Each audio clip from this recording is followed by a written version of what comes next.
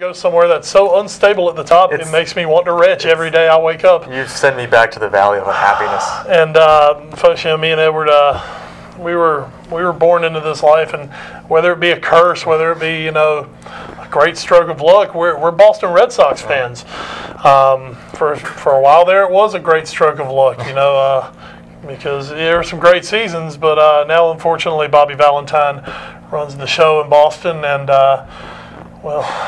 I'm back to my pre-2004 depression levels. It's kind of amazing how this man has taken a franchise that was a perennial World Series contender, even going back to 2003 when they lost in pretty excruciating fashion.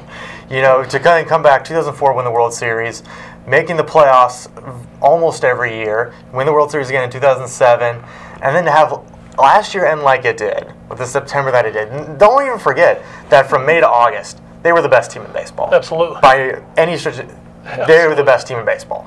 They started poorly and they ended poorly, and that's what kept them out of the playoffs. So what do? You get rid of the manager, and don't even get me started about ownership and what they did to smear my dear manager Terry Francona on his way out. But to then bring in Bobby Valentine, who is somebody I have never respected. I remember watching him in a Braves-Mets game and him getting ejected and then coming back wearing one of those like Groucho Marx-esque masks. It doesn't seem like he has any respect for the game. He threw one of the more well-liked by the Boston faithful, Kevin Youkilis, right when they were starting to get hot again. He threw him under the bus. And it just seems like he's one of those guys that kind of wants to be all about him. And there's a way you can do that, and as a way to take pressure off your team and just kind of bring what is a fairly savage media, the Boston media, understatedly savage. Not known to pull any punches. Yeah. There's a time for bringing the attention on you and protecting your players, which is something I think Terry Francona did a good job of. And then there's a time to just step back and say, these are my guys. They're doing good. Just leave it alone. And I don't understand. He obviously wasn't new general manager Ben Cherington's first choice. He wasn't my any choice. As soon as I heard his name mentioned, I just cringed. I cringed. It was bad.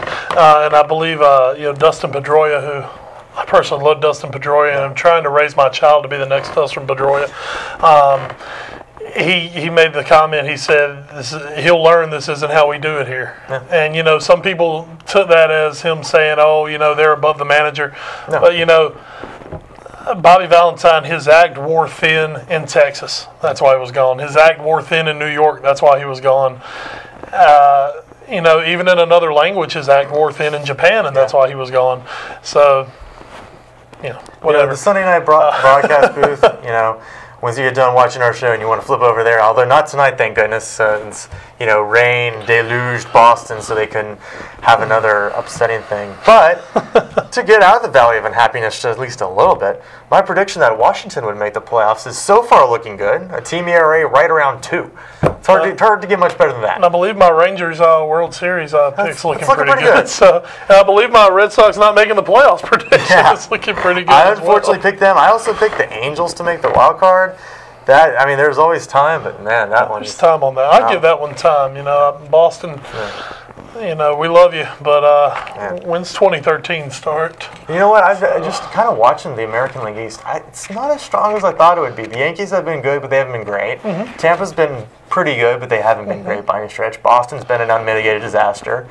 And Baltimore and Toronto actually look pretty good, but I don't think been very solid. This is the best division in baseball. No, I think you can look at the NL East. I think you can look at even, to an extent, I think you can look at the NL West, which is a division nobody's really going to talk about. But you have the Dodgers, who are off to a hot start thanks to Matt Kemp playing like it's a little league field.